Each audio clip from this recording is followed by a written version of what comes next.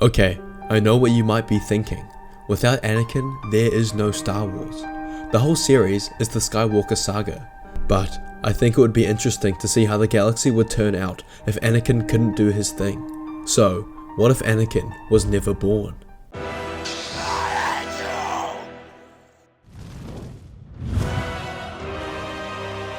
Really quick guys, please check out our membership program in the description. It's only 99 cents a month.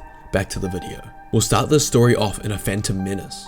Qui-Gon, Obi-Wan, and Queen Amidala are stranded on Naboo. Qui-Gon heads to Watto's shop to find the parts to repair their ship, but cannot buy them with Republic credits. Qui-Gon obviously doesn't meet with Anakin because he doesn't exist, so no one tells Qui-Gon that a storm is coming. He and Queen Amidala head back to their ship as the sandstorm hits. They are close to their ship, maybe 50 meters away, when an unknown figure with horns comes darting towards them on a speeder, jumps off, ignites his double-bladed red lightsaber, and starts fighting Qui-Gon.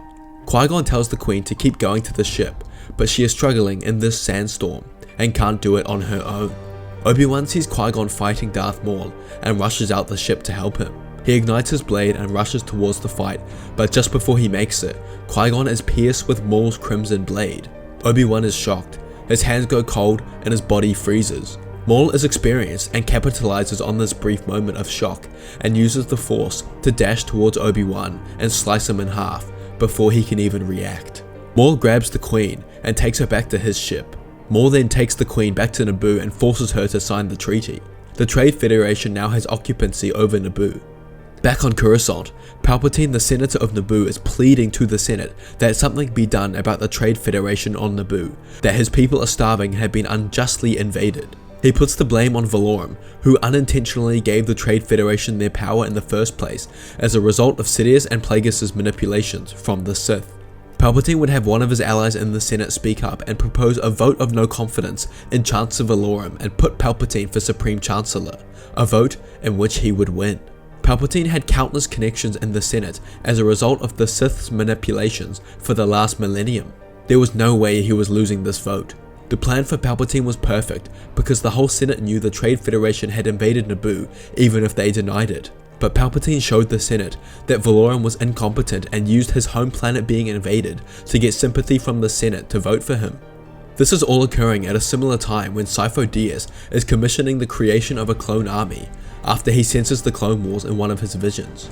Sidious has also forsaken the rule of two, and by the time of a Phantom Menace, Dooku has joined Sidious as his apprentice.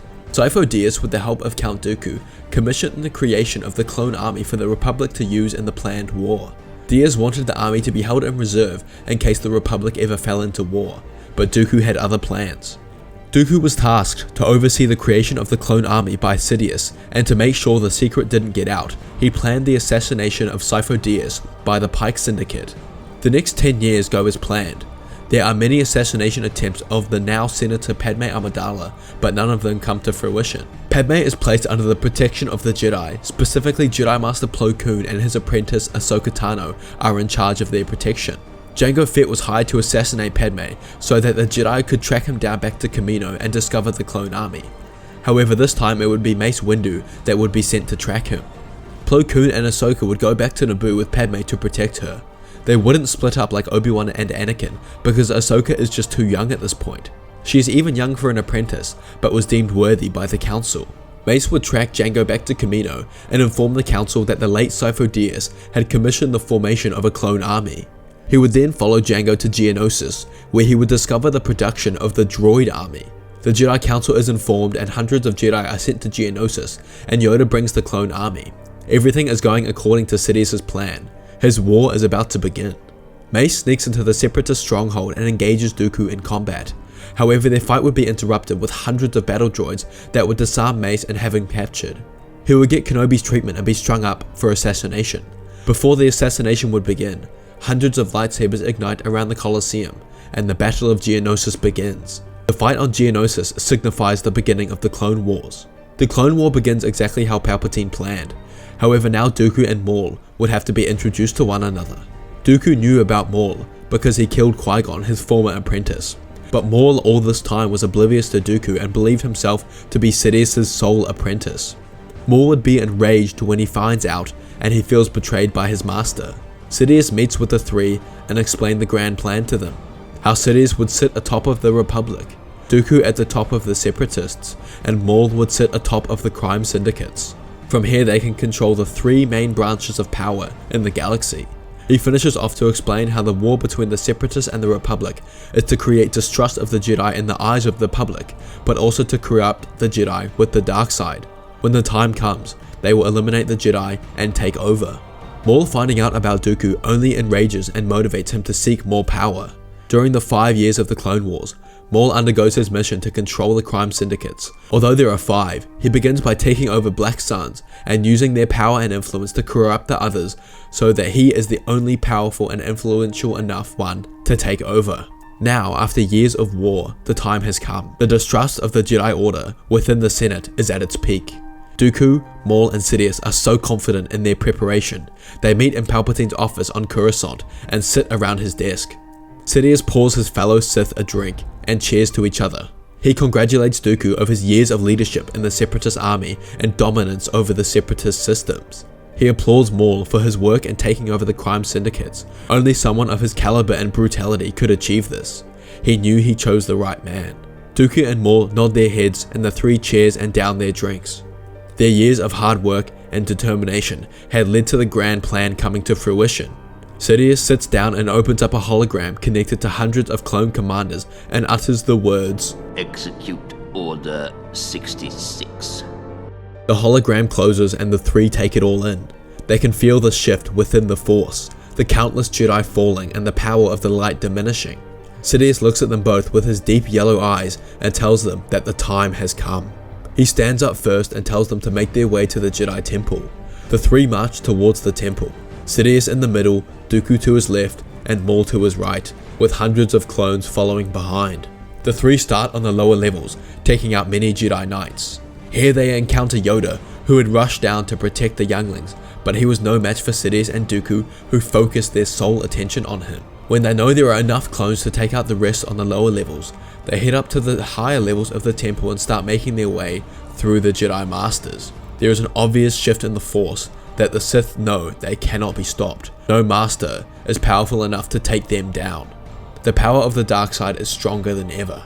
The three make their way from Master to Master, cutting each one down until they make their way to Mace Windu, who puts up the best fight but ultimately doesn't stand a chance.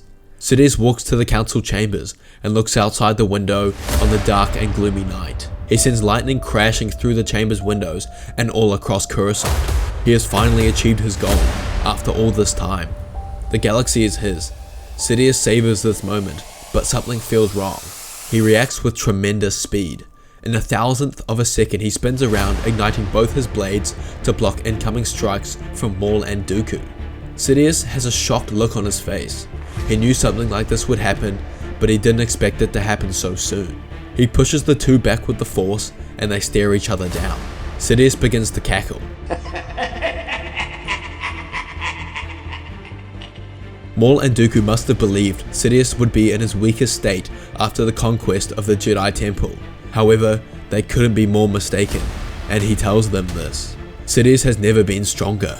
He dashes towards the Sith, scraping his blades across the floor and locks blades with the two. Sidious is using 100% of his power. Maul and Dooku have never seen this before. In a split second, Sidious backs off and sends lightning at Maul, who jitters all over the floor, squealing in pain.